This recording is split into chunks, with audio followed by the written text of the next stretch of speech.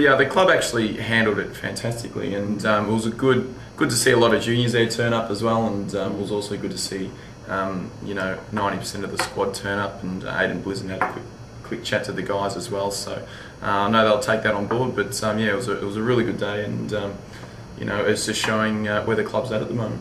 We were actually hoping to get a few minutes with Aidan Blizzard and talk about that six in the 2020 final last season, but unfortunately he left before training was finished.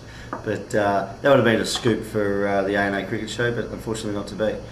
And the other event that occurred during the week was our Christmas function on Saturday night, and it was a fantastic night.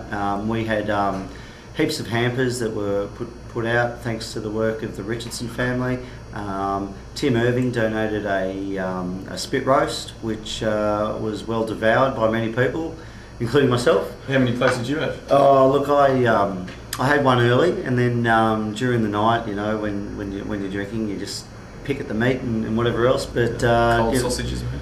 Well, no, it was good roast lamb, but I was probably having to jump over the queue there because there was a few of the young guys getting stuck in there. I remember Brad Lovell and Ryan Oliver getting stuck into it there, but I think Dylan Chance could have probably eaten a bit more food during the night as well. But needless to say, it was a good night for all, and yeah, that's what's going on in A&A for round 6. Very good. We'll go into Longview Shield.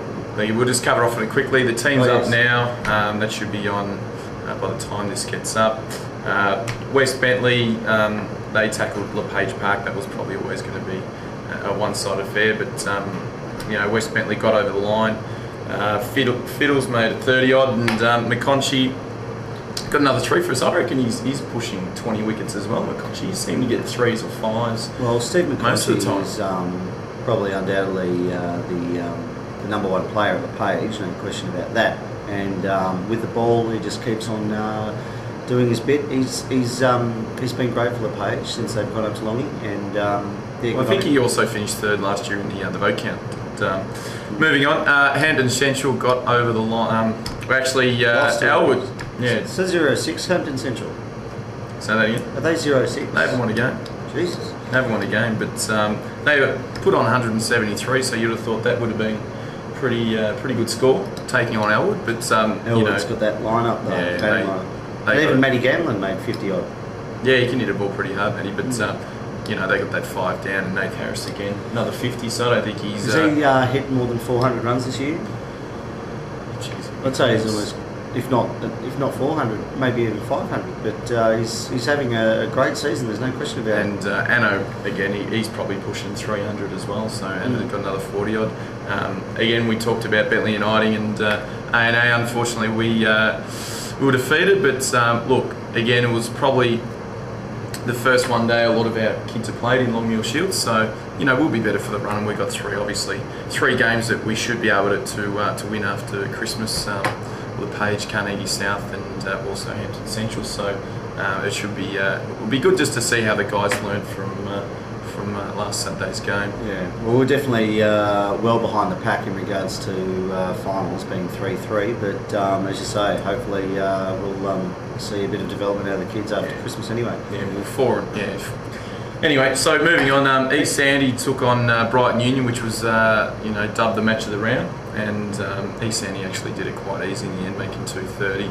I actually caught up with Ryan Murphy, a really hungover Ryan Murphy on Sunday at a Christmas function, and yeah, he said the boys did it quite easily. Anton, 90 runs again. I think he's almost touching 300 runs after 4 hits this year. So. Well, the last 3 hits in particular, he's nearly made that amount of runs. So yes, people were saying that he had injuries and wasn't up to playing cricket for a full season, but he's definitely come up and contributing to East Sandy being in the mix again this season. And he's got the gloves again, which would be good for East Sandy. So I guess the question mark about this game is always going to be Brighton Union's bowling, because they really hadn't come up against a formidable attacker like East Sandy. So they were found out a little bit there, and they posted 151 in response to that.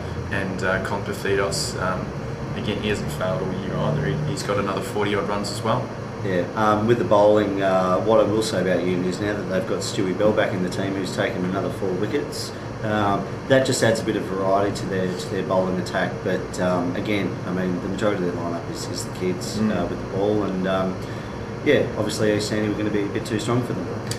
Amiga defeated Mackie. Who would have thought? Would have loved to have been to this one. Actually, yeah, caught up with Dizzy Smith. Saw him after this game, and yeah, he said they almost fell over, but chasing 86, Amiga got the 7 down. So, geez, it's a great win for the guys out of Amiga. The old machine wouldn't have been celebrating Christmas too much on the Saturday night. But yeah, I think it was their first loss for the year. So, but anyway, so that was Amiga's game. Then Carnegie South. I think Washington Park built this game up pretty strongly after the passing of John Quiney, and they allowed the game to be played at Washington Park, which was great. The actual funeral of John Quiney's was well supported by virtually all clubs within the CMCA. So obviously a great man who contributed strongly to the competition, and it was well respected on the day. But yeah, unfortunately for Carnegie South, well, you would say.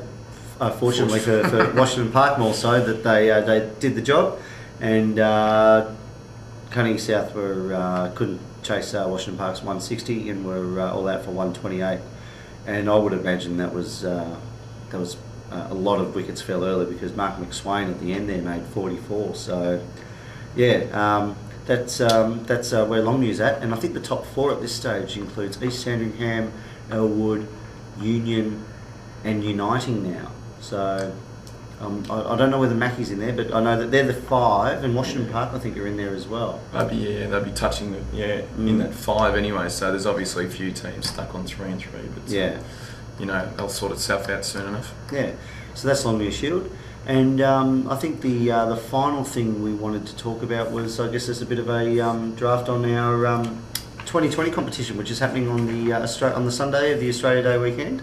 Well, look, what we'll do, we'll announce the squad, the ANA drum roll, the ANA squad for we've nominated 16 players at this stage, and I think we've organised with the other clubs that will be shortened to 13. Well, I mean, maximum of 2 games, minimum of 1. There's no point having 5 blokes hanging around. No. So I'll just kick it off. So the squad, and it will be on the screen here as well.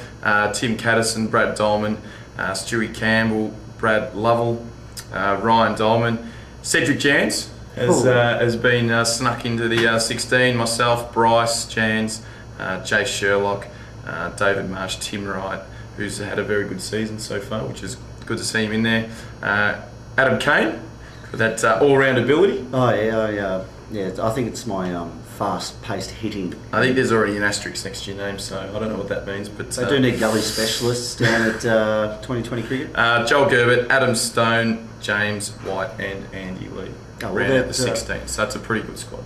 Yeah, look, that'll obviously be cut down to 13, but a lot of talent in there, and obviously some specialists, aka big hitters. So yeah, hopefully it turns out to be a great day for the club and the competition. Yeah, and we're also trying to organise a junior 2020 tournament on the school ground as well. So obviously we'll have further information on that down the track. So the Battle of Bentleigh is looking good for Australia Day weekend. But that's basically it for 2008, and we'll see you in the new year.